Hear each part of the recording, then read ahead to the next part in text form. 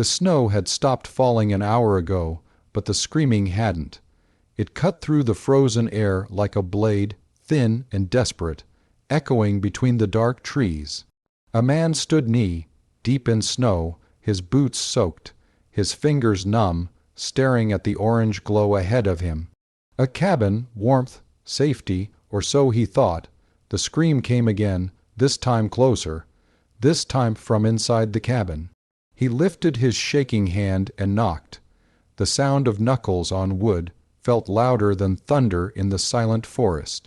And that was the moment he realized something was terribly wrong, because the screaming stopped, instantly, as if whoever, or whatever, was inside had been waiting for him to arrive.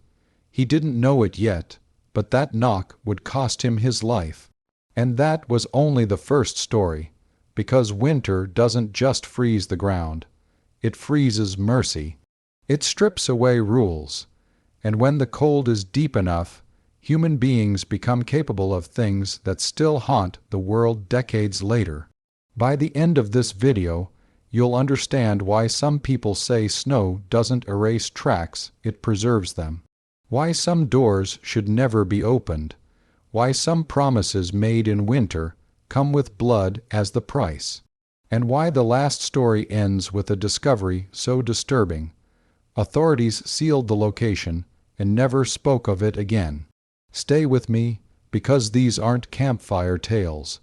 These are true winter horrors where karma arrived wrapped in ice. The first story begins in January of 1982, in the mountains of Colorado, where winter could trap you for weeks, and help was nothing more than a rumor. His name was Daniel Reeves, 34 years old, divorced, a quiet man who worked maintenance at a ski resort.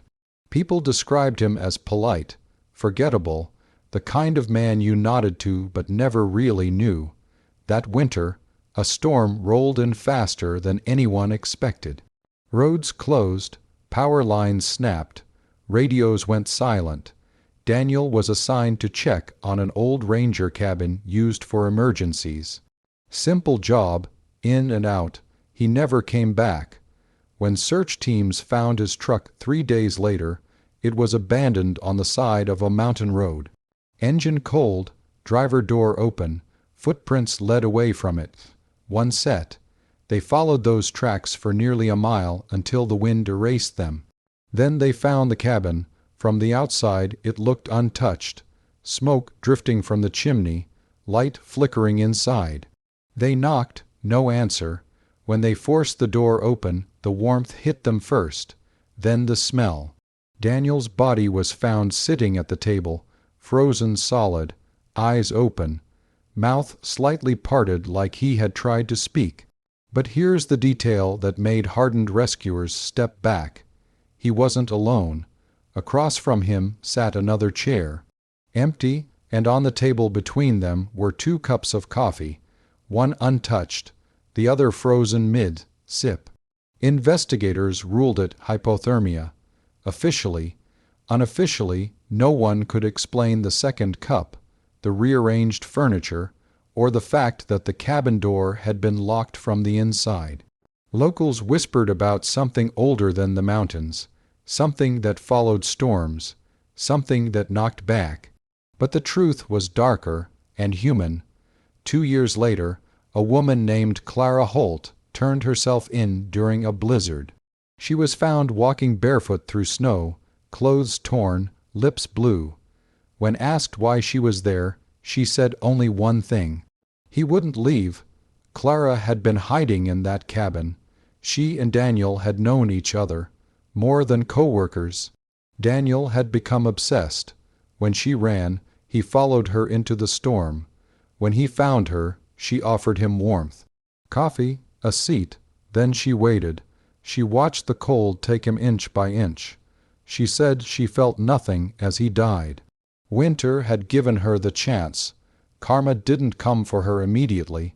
It waited. Years later, she died alone in a state hospital, screaming about a man sitting across from her, holding a frozen cup. The second story takes us much farther north, Alaska.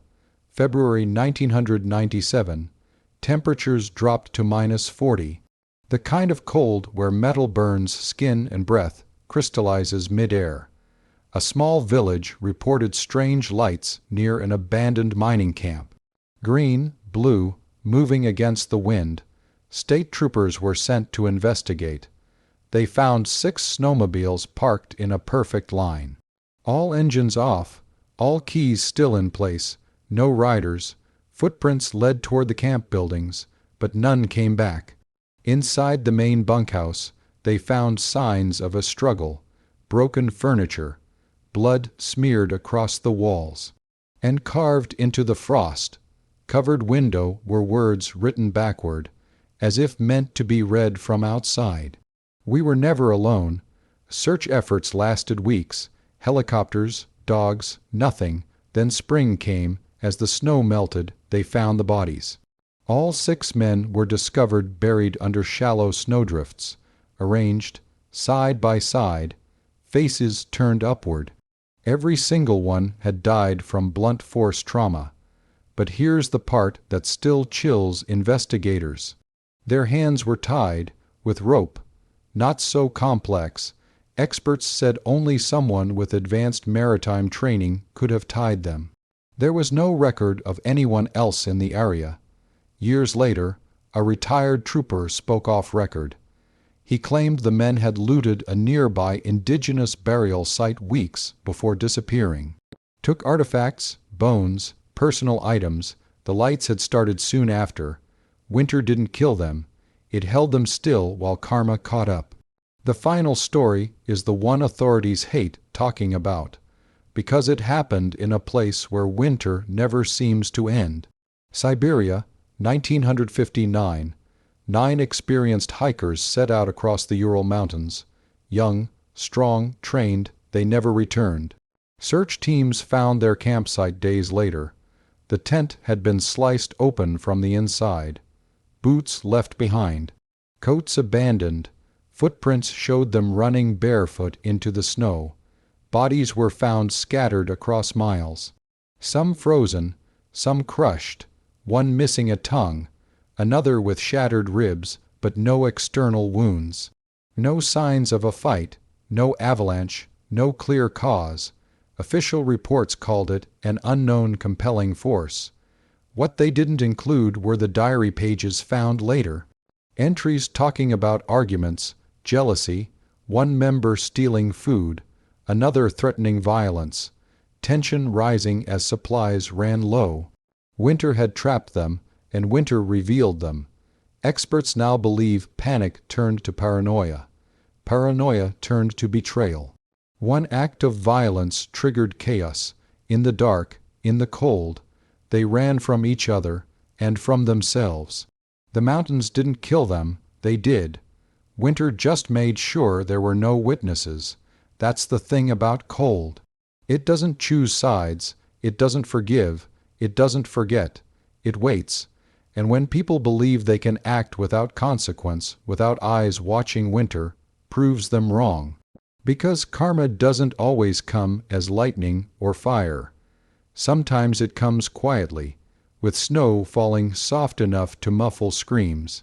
If these stories made you believe that every action leaves a mark, that justice has a memory, that karma always finds a way, even in the coldest places, then subscribe to this channel.